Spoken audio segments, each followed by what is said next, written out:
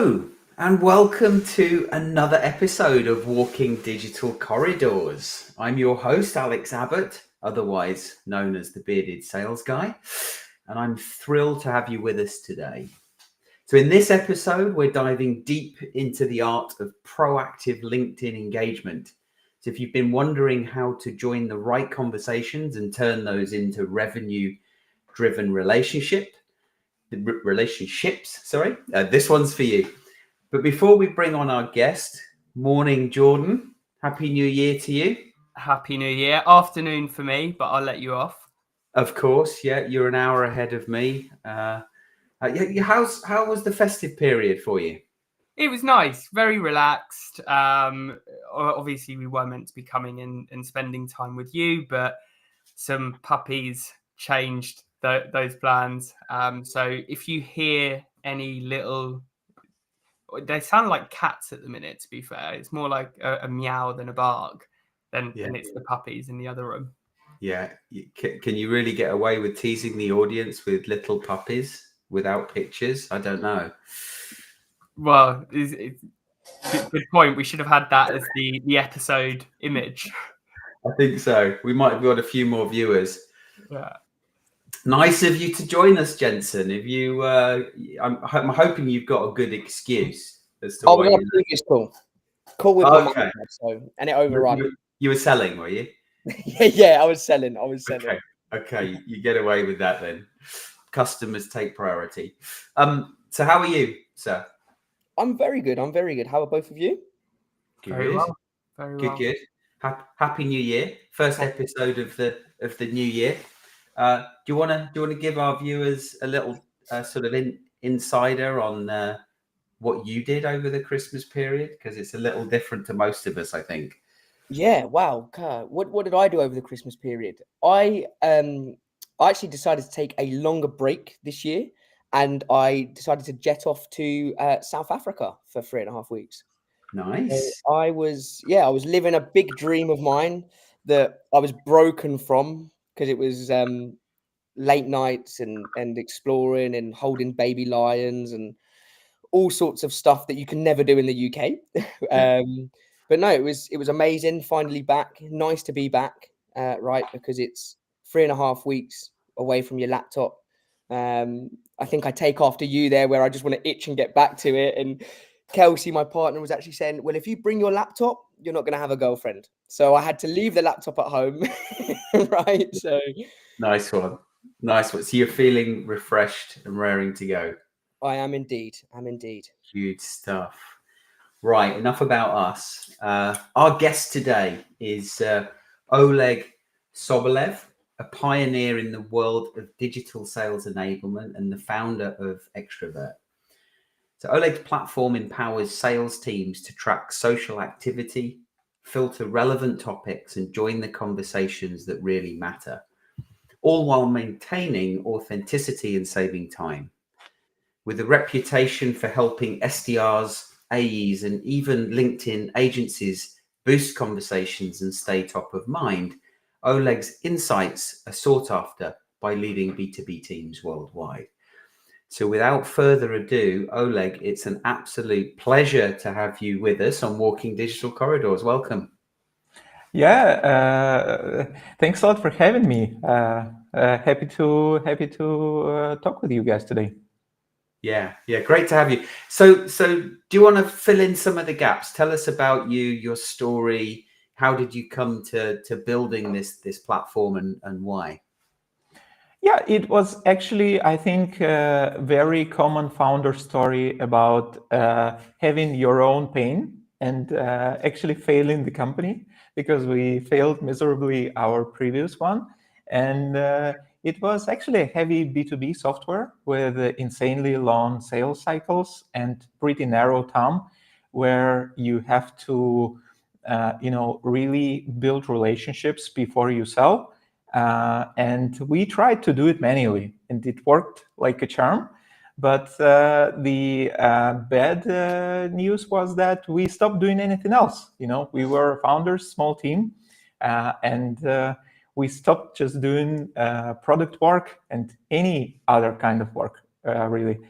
And during that time, we understood that this thing should be automated, or maybe automated is not exactly the right word, but we need some kind of augmentation for the people to actually help them build these relationships at scale and scale themselves in a good way.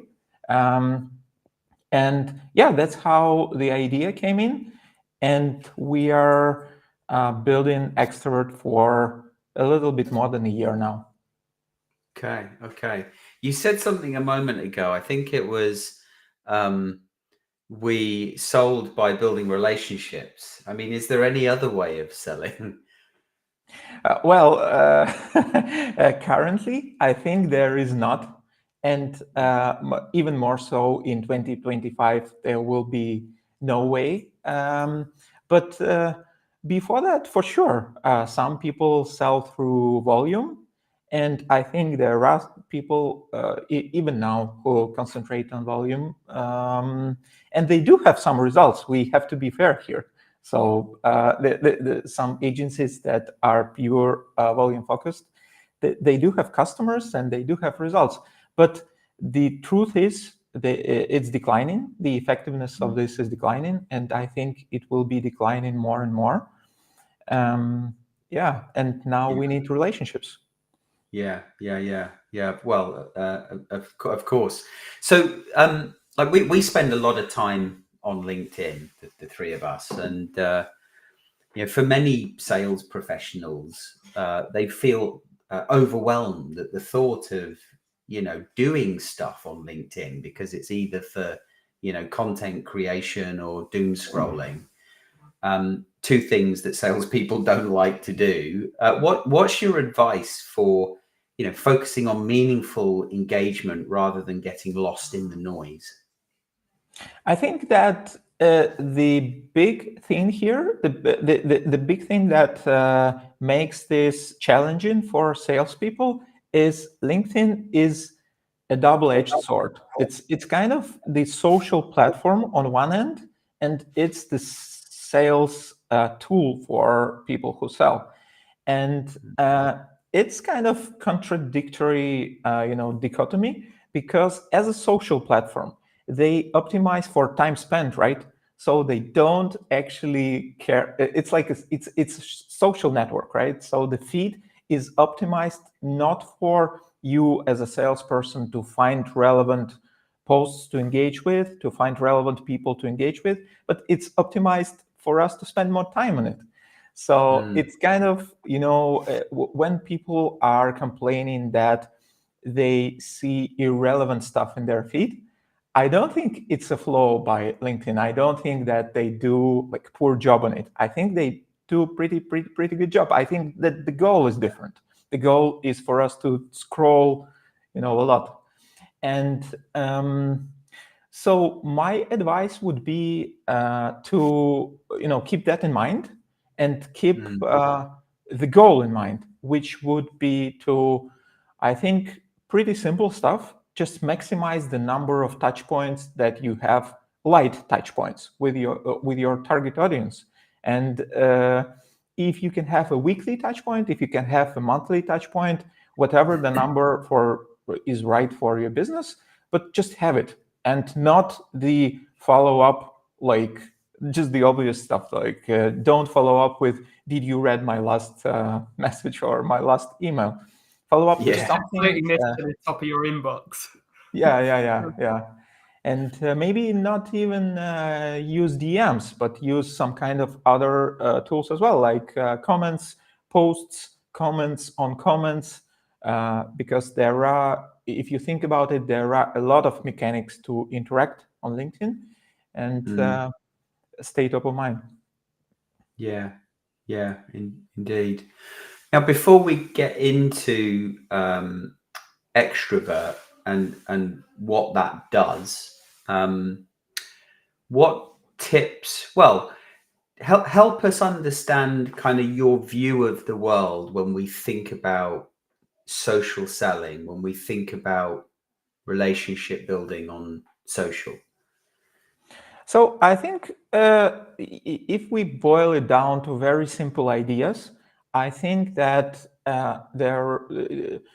usually the outbound, like the normal outbound, is focused on a very narrow list of people who is ready to buy now. It's like 3% of the market, or whenever, however you want to call it, like the top of the pyramid. And everybody ignores the other like 97%. And there are two issues with that I see. The first one is that it's highly competitive because like your competitors are targeting the same 3%. And the other issue is that when you get to this 3% that are ready to buy now, they probably had already made their choice, because people are making their choice based on testimonials that they hear, word of mouth, things that they saw on socials, just people who they trust, creators who they trust. And by the time that it is the moment of the formal decision on their side, the choice could be made by then.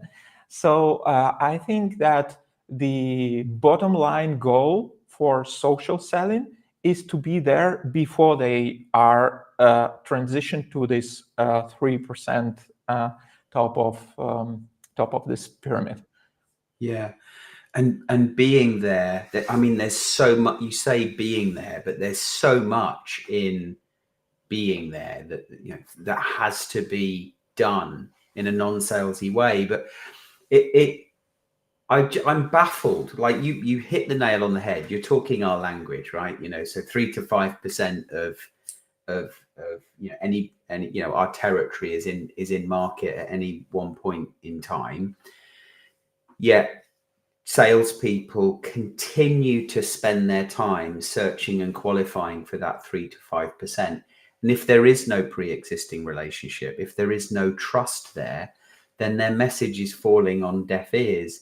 Yet sales teams, sales leadership, marketing leadership are still putting people under pressure to send that same insight message out that didn't and hasn't been responded to, whether it's in email, on the phone, or on social. Why do you think that is? I actually think that the problem is deep inside how the sales department is structured. So I think it's the issue about timeline of planning. Just because, like, what is the timeline of planning of the average SDR or an average, even VP sales? Like, how long do they plan for? Like, what's your take?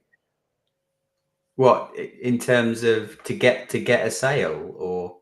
I mean, in general, like general plans of a person who is responsible for sales. Annually, right?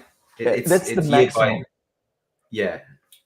That's the maximum for. I would even say that for a linear sales rep, it would be quarterly or even monthly.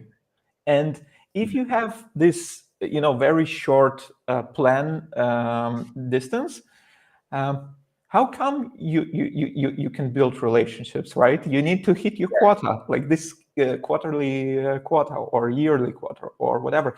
And the part of the issue here, I think, is the management, because they are not like this because they want to.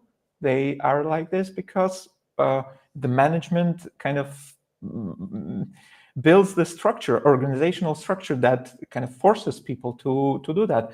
So I think the issue is, the big part of the issue is this. The other part of the issue is just the technical part of it is just difficult. So if you want to, it's easy to say, like, okay, build relationships with your prospects, but how come I'm gonna build relationships with 1,000 people? How come I gonna do that? It's hard, it's possible. yeah, it's difficult. Yeah.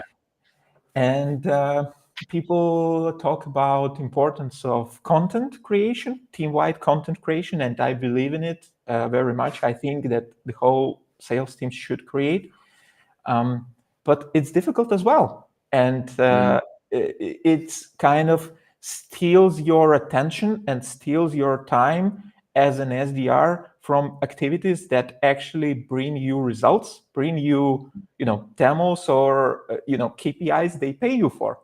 And it's just, I think that it's a very difficult issue. I wouldn't say that I have a clear answer to it. I think it's difficult to tackle on the organizational level. Yeah, and we're going to have people in our audience that have the support of their managers, that appreciate the value of social selling as you describe it. Relationship first, thinking about the full territory, not just searching and qualifying the 3 to 5% of people that might be in market today. But we're also going to have people listening, salespeople, SDRs, account executives that don't have the support of their management. Therefore, they're trying to balance these two worlds between, well, I've got to keep my manager happy by showing the right activity metrics, but that hasn't worked for years now. So I'm going to do some other stuff that I believe will work and will get the conversations that I need in order to be successful in my role. So what do you say to those two types of people? I say kudos for the second group, because it takes, I think, courage and guts to try something, I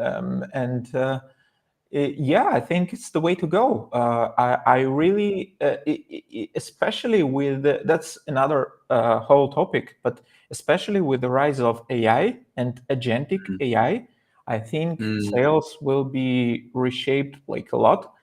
And people, just as a side note, right? People, when we talk about AI in sales, we usually mean AI tech on the seller side, it's the point of focus. But my belief is that we shouldn't dismiss the tech on the buyer side. And we have some first examples of it. Like, for example, do you know Monty from G2?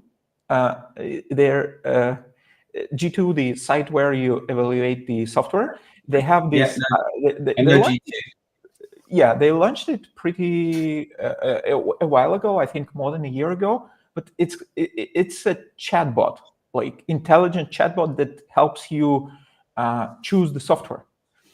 Right now, it's just the first step, in my opinion. But imagine if you will be able to make this really, smart, a smart tech on the buyer side that will evaluate all the tech stack that they buy.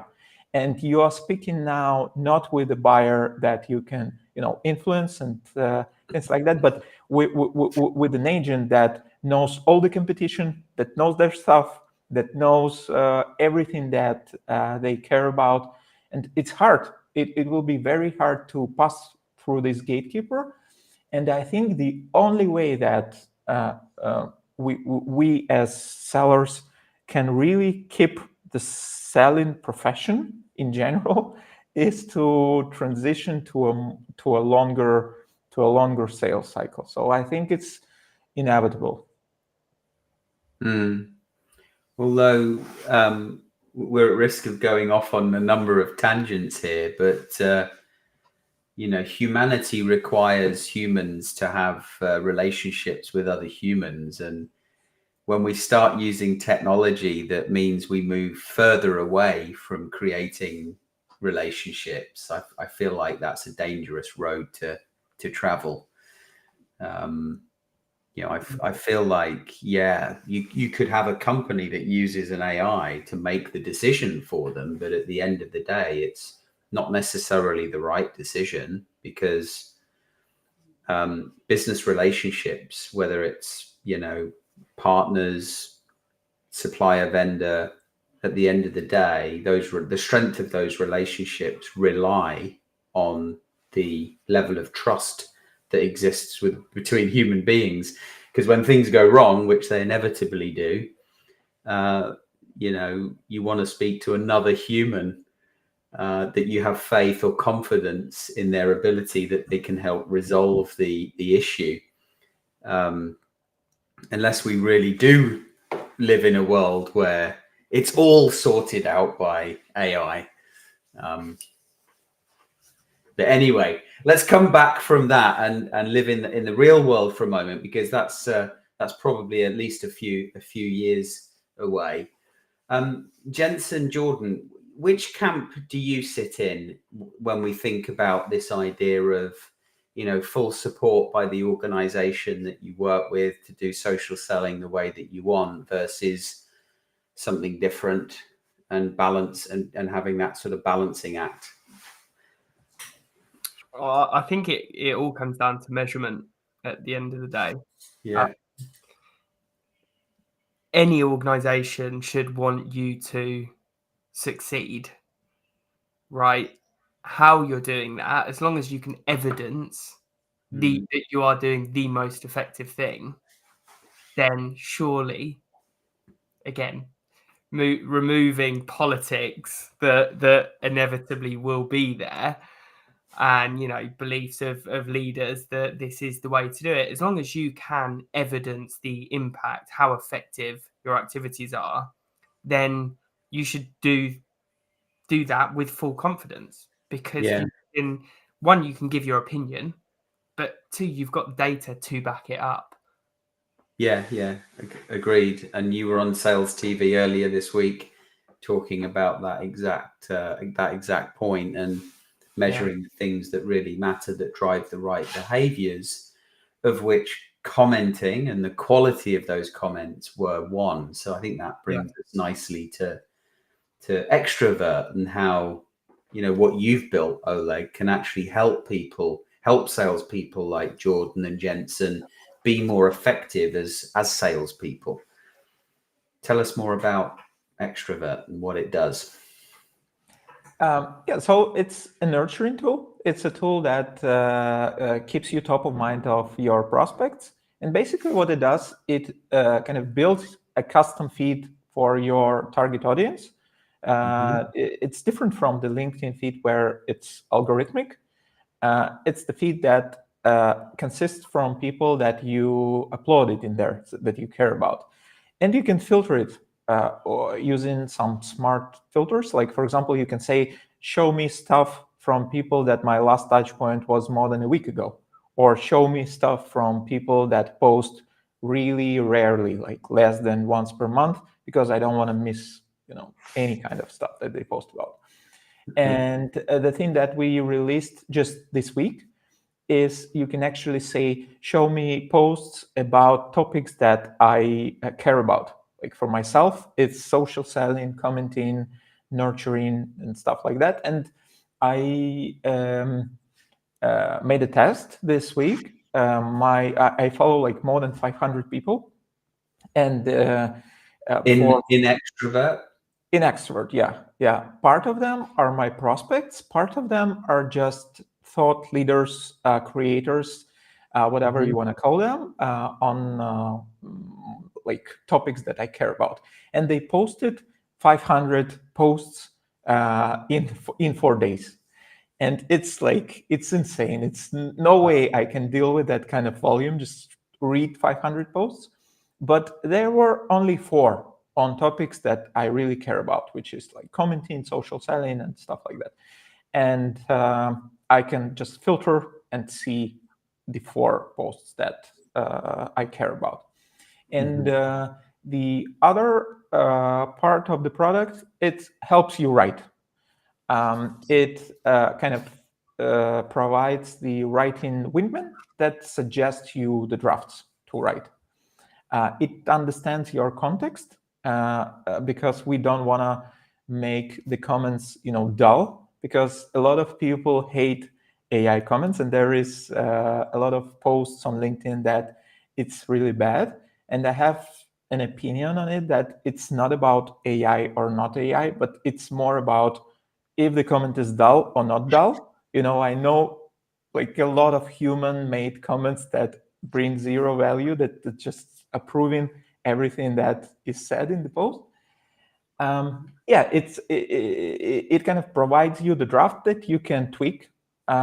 It understands your voice, it understands your context, and we made it in a way so that it would be possible to scale the number of people that you can actually keep relationships with. So manually, you can just, I don't know, several dozens of them. With the tool, you can do several hundreds of them. Yeah. And so is it one list, or can you separate it into multiple lists depending on your focus? Yeah, you can do, for example, for ourselves, we have several campaigns. We have a campaign for VCs. For example, we have campaign for creators. We have campaign for customers. And those are a little different in terms of tone of voice and context and things that we want to communicate to them. And you can also separate them in lists as well. Yeah, we are doing this. So it's designed then to help the individual have a wider range of vision, but also control, because it organizes the content of those people or topics that they want to engage with. Yes, basically, I think we can think about it as a tool to build the daily or weekly activity of nurturing the prospects. Because if you think about it, no other tool like LinkedIn natively doesn't support this too much. There is some minimal support in SalesNav, because you can actually filter your list of prospects, and you can go through all the prospects and see what they post about. But it's all right if you want to do it once. But if you want to, if you have a list, say 100 people, and you just want to track what are they doing on the regular basis, like try doing this 3 times per week. It will take like an hour every time, and no SDR, no account executive have time for this. Yeah. Okay. Now, for those teams that are just getting started, well, I mean, any teams, but for now, let's think about those teams, those people that might be just getting started with this. What are some of the, what are the first steps or even use cases that you would recommend in order for them to build a winning LinkedIn routine? I believe actually that extrovert is only a part of the picture, and commenting in general and nurturing in general is only the part of the picture. I believe that the winning combo that works for us is actually these 3 pillars, which is DMs, posts, and comments. And I think that works really nicely, because what is the normal sequence? If we imagine this cold sequence on LinkedIn, what is it? It's like connection request, DM, follow up, follow up, follow up. If they don't reply, if they don't connect with you, you lost them, right? So you kind of lose a lot of people that you connect with. If you add posts to it, it's much, much better, because you now have content that they can see after the sequence is finished, and you kind of can reach them with your information. But the trick here is that the algorithm work in a way that if you connect to somebody, the LinkedIn will show your posts just for a while, and after some time, like 2 weeks or maybe a month, it will fade out from their feed if they don't interact with the posts. And many people are lurkers; they don't interact with posts too much. And here, when the commenting comes in, like closing this gap, because if you comment on their stuff, you not only get in a notification, a touch point that they see your face, they kind of remember you, but also more often than not, they will react to your comment because, like, who is not reacting to the comments on their posts? Like, usually people do that. And it will tell the algorithm to show your posts to them more often, because it works in a way that if it senses that you're kind of, the prospect is interested in your content, it will show your posts as well. So I think that the winning combo, and I cannot stress this enough on every demo with my customers, I preach that there should be a team-wide content creation. So every customer-facing sales rep or team member should post. And they should basically do these three things: PM, post, and comment. And those work really nicely for us. We do have call sequences for outbound, for extrovert as well. And we have 23% reply rate currently with this tactic. Okay. Combining the two. Combining the three. So we post content. We have a sequence, which is, just call sequence. It's actually a little bit more complex than the normal sequence because we personalize a lot. We can go to it as well. And we nurture with commenting as well. Okay. And the percentage of that 23% was what? The number of calls? It's from the initial list to a reply. Yeah. Oh, okay. The reply rate. Like a message reply, some sort of response. Okay. Yeah. Almost like 70% is positive of replies. And do you have what the call rate or the conversation rate might be, out of interest? How many meetings do you get from that initial list? That's a tricky part, because we have, our tool is low ACV. So we are, almost a self-service product-led tool. And the reason we do outreach right now is because just we are early, and we don't push for meetings per se. We are okay if the person is just, okay, I'm going to play with it myself. There is a free trial on the website, and we don't push for meetings. But I would say that roughly maybe several percent from the total from the initial list, several percent converts to meetings. Yeah. Okay. So I've got a couple more questions for you. We're coming to the end of time now. With so much focus on authenticity, how do you see personal branding evolving in the sales space? This is you mean with just want to understand the question. You mean because of AI or because or?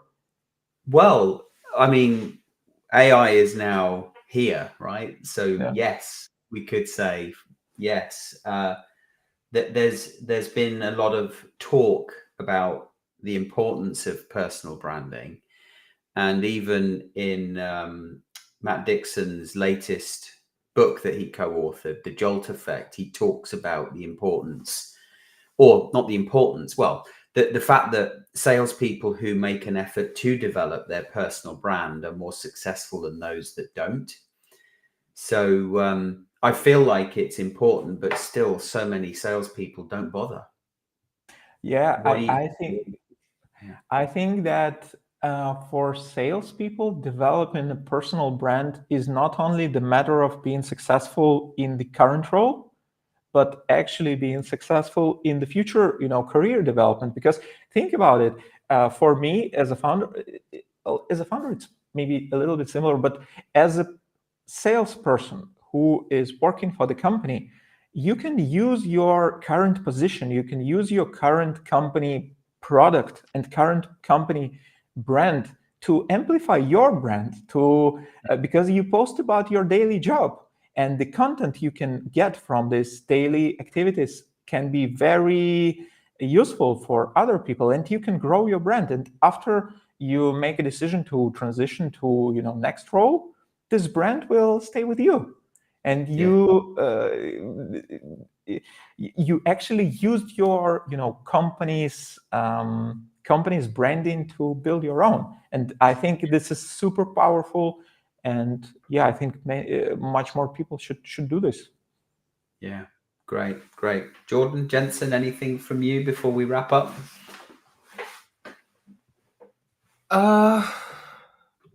No, I think it's been an insightful session. I'm gonna take a look at Extrovert. As you said, I think there's sort of two camps. One that will look to automate wherever they can, which is not what Extrovert is by the sounds of things, and one that will try and streamline while remaining authentic, while honoring those human values, which is going to be the differentiator in the world of AI outreach and automation. The thing that is going to differentiate us is going to be those things that are innately human, because it is so different. So yeah, no, I'm looking forward to taking the look and giving the trial a go. Nice, cool. All right. With that, Oleg, thank you very much for coming on to Walking Digital Corridors and sharing your story and more about the platform that you've developed. Where can people find you if they want to learn more about you, or perhaps try out Extrovert?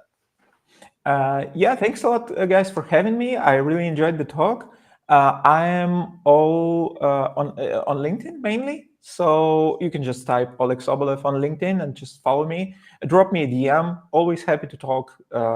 Outside of Extrovert as well. Just share what works for us, what doesn't, in sales, and yeah, happy to connect, because that's what we preach. Indeed. Until next